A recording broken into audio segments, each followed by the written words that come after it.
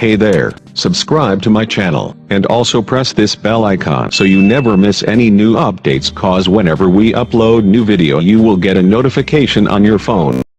The test is in 4-part, Part 1, Part 2, Part 3, and Part 4. Now look at Part 1. Part 1. I'd like to make a transfer, please. You want to transfer some money? First, you have some time to look at questions 1 to 6.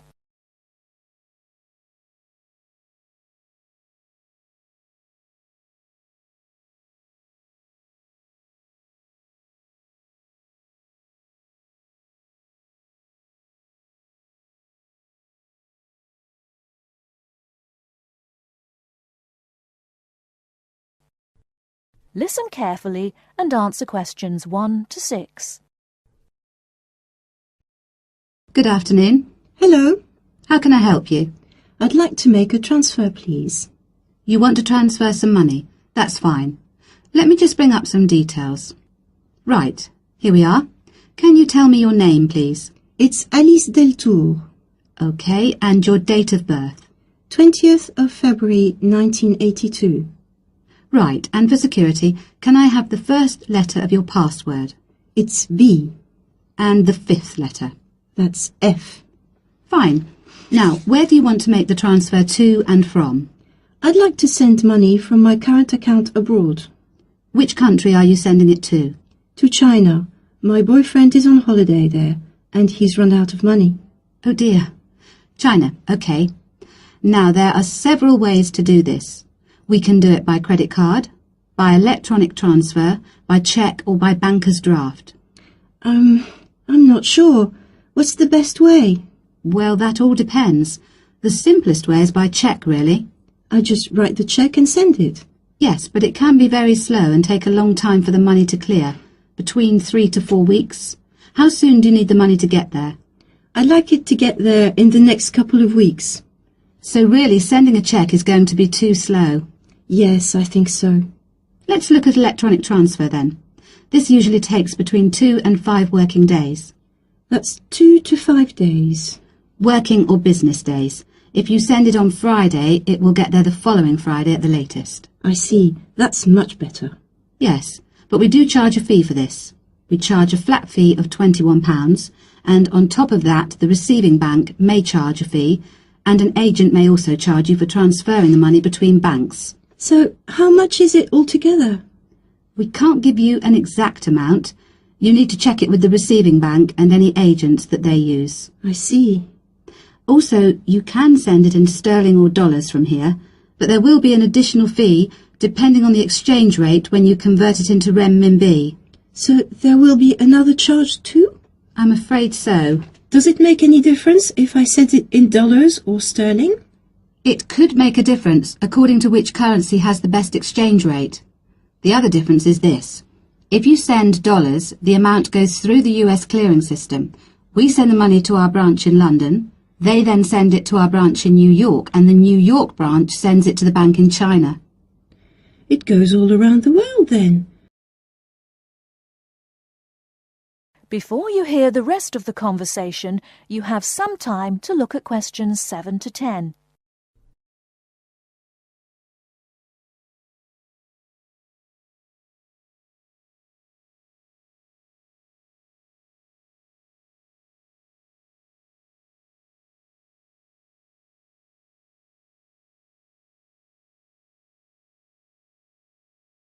Now listen and answer questions 7 to 10.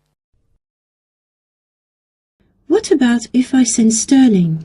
In that case, we send it to our branch in London. From there it may go directly to China, unless the bank in China has an agent in London, in which case we transfer it to the London agent, and they send the money on to China.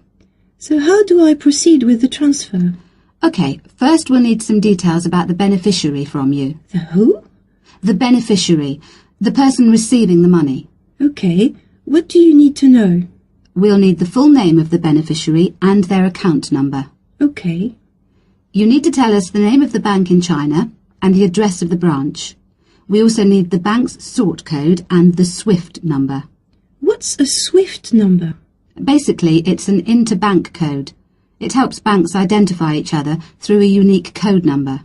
Okay, and that's spelt? SWIFT, SWIFT. And the final thing we need is the reason for sending the money. You need a reason from me? I just told you my boyfriend's run out of money. Well, we don't need a reason. The receiving government needs to know why the money is entering the country, and we have to be able to tell them. Okay, so from me you need the bank's name, the address of the branch, the sort code and SWIFT number, the beneficiary's name and account number, and a reason for sending the payment. Yes, that's correct. Okay, so I'll check these out and come back to you with them so we can go ahead with the transfer.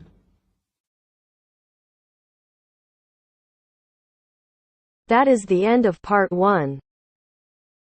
You now have half a minute to check your answers.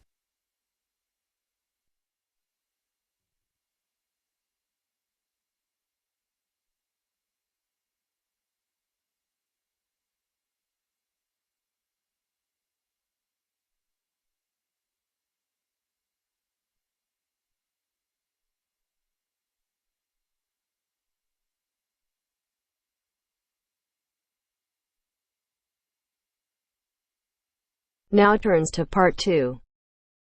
Part 2. She's going to talk to us today about the pleasures of running her own business. First, look at questions 11 to 14.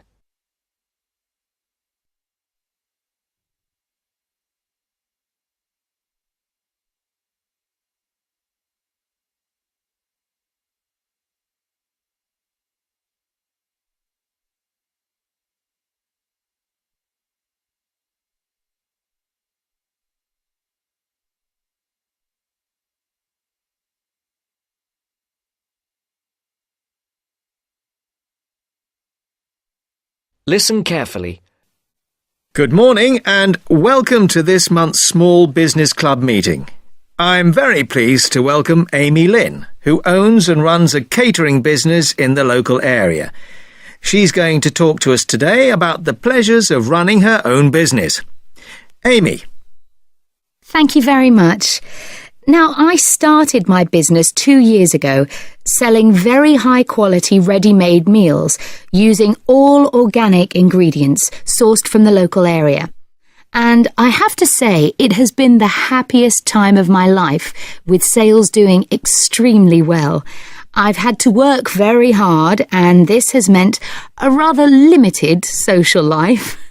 But I really value the fact that I'm my own boss, and I can decide what I do, when I think I'm ready to try something new and creative, and when to continue with what I'm doing, and so forth. Now, I got the idea to produce these dishes when I was visiting a local supermarket, and I looked at what was on offer in the ready meals section. Lots of low-quality, unhealthy packs. And I thought, I could do so much better. I discussed it with friends. Some of them thought it was a great idea, and others thought there wouldn't be a big enough market for such expensive products. But I went ahead with my idea anyway. And as I say, it's been very successful. At the moment, I employ 2 people, one to help me with the actual preparation and cooking, and the other to work on the financial side, doing invoices and accounts and marketing. My business is expanding, but I'm not ready to employ anybody new just yet.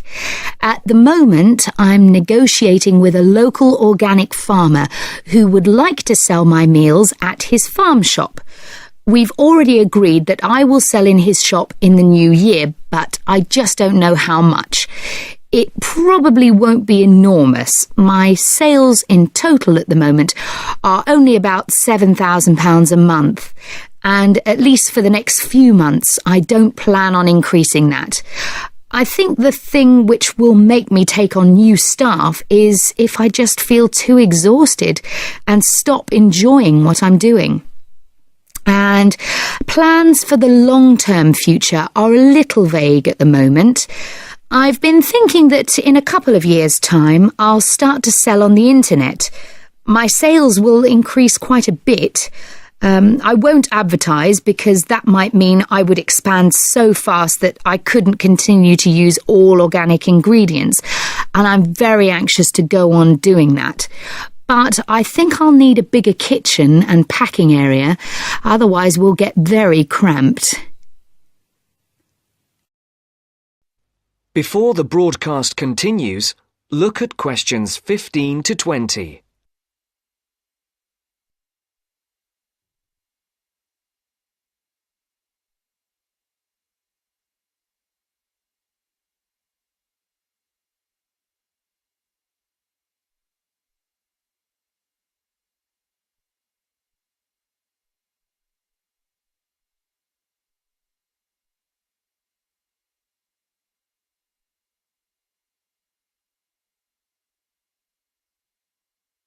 You will now listen to the second part of the talk. Now, I've emphasised how much pleasure I get out of running my own business, but of course, one of the quickest ways to lose heart is to try operating without sufficient capital. So, in the second part of my talk, I want to share with you how I got enough money to finance my business. The most significant part of my capital came from a grant from the Small Business Agency, or SBA, as everyone calls it. And this is how you go about getting it. The first thing you have to do is to draw up a business plan. Now, don't make this too long and complicated. I would say it should just be up to 2 pages in length.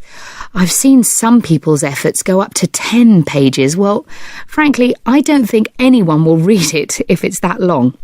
The next thing is it's worthwhile getting it checked.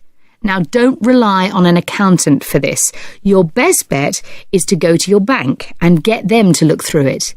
Only if they're happy should you go ahead with your application. If all is well, then you should finalise your submission.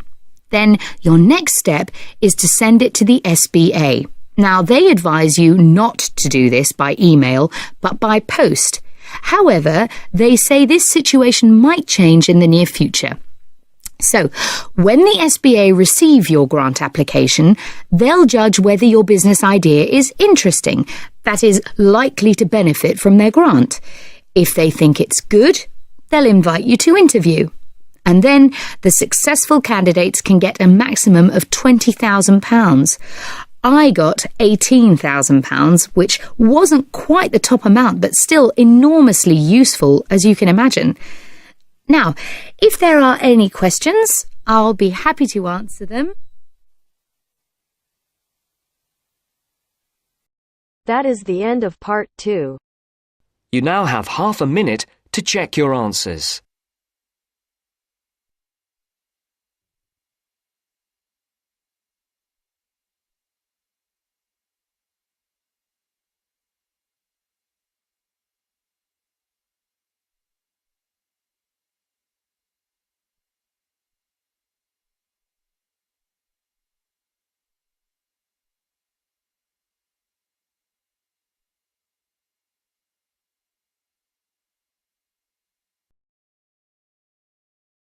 Now turns to part 3. Part 3. You will hear 2 students, Jenna and Marco, discussing a business studies project they have to do. You now have 15 seconds to read questions 21 to 24.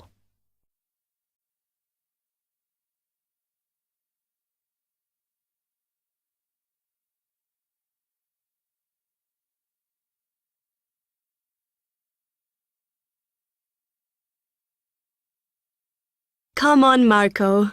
We've got to get on and sort out this project for Professor Buckley. Hang on. I want to make sure we've got all the information. Now, where are we? Well, today we need to sort out exactly what we're going to do and how we're going to divide the work up. Okay. How long have we got, by the way? The end of term is April 6th. And he said to hand it in on week 8, so that's March 25th at the latest, because the beginning of that week is the 21st, so not long. Right. Have you got the notes there? Yes. He wants us to do a fairly small-scale study, like the last one, on whether or not businesses were offering more benefits to staff. And we've now got to look at the rise in older workers. It should be fairly straightforward. Yeah, as long as we keep it small. Who's marking it? I don't know. Sometimes he gets the PhD students to mark it for him. Oh, actually, it just says here, a senior lecturer. I suppose it's too much for Professor Barclay to do them all. Yeah. Anyway, how are we going to go about this? Well, we have to decide how big we want it to be and who... Yeah, but I think we must sort out a timetable for the project. Otherwise, nothing will get done. Okay. Do you want to do that? All right. I'll do it as soon as we finish here. Before you hear the rest of the talk, you have some time to look at questions 25 to 30.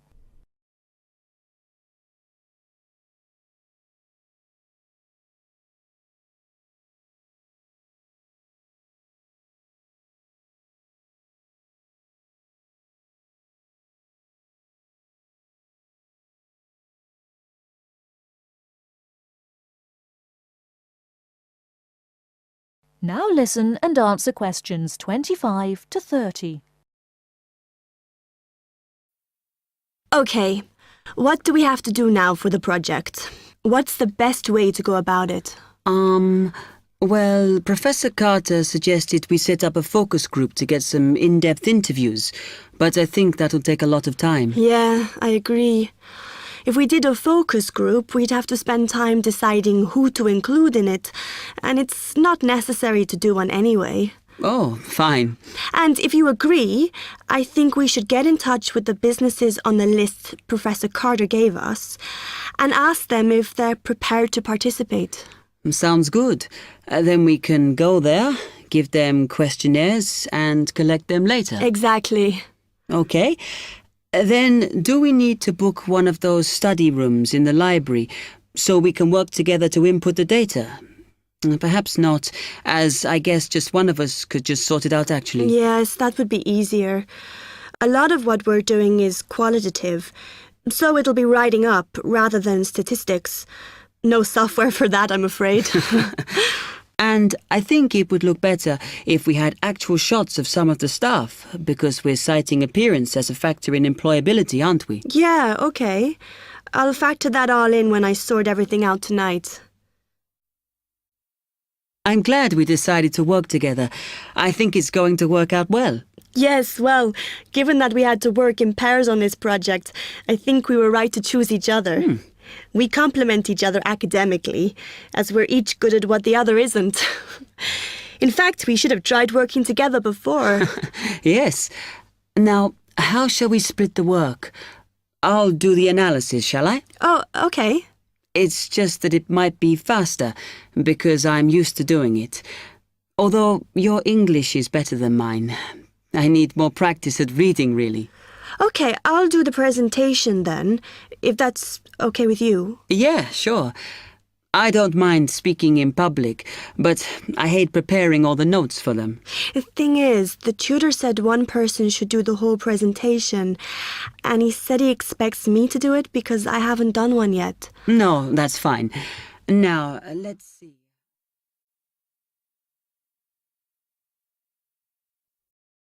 That is the end of part 3. You now have half a minute to check your answers.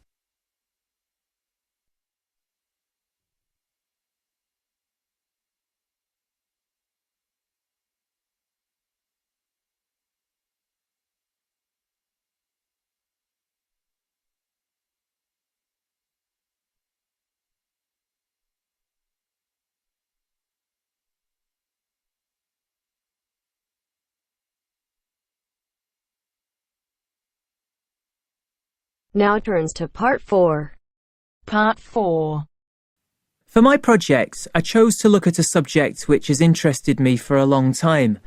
Why is it that some people are much happier than others, more upbeat and optimistic? First, you have some time to look at questions 31 to 40.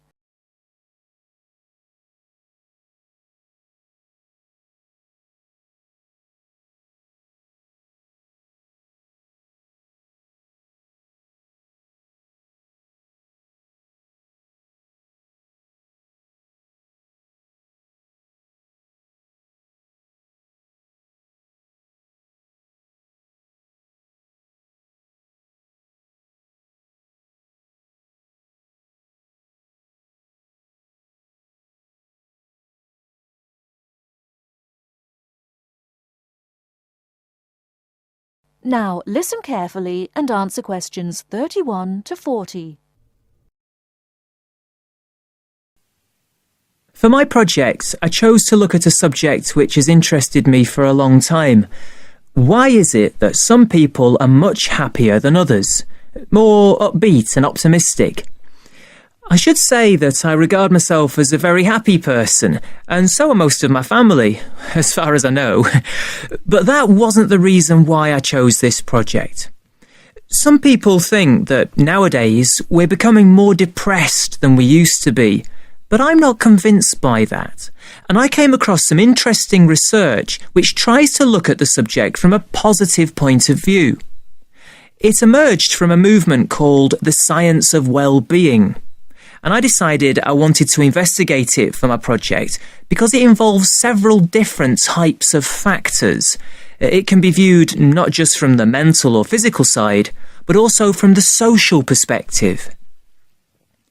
Now, in a large-scale study of several thousand people of different ages, researchers found 3 main characteristics which appeared again and again in people who identified themselves as happy.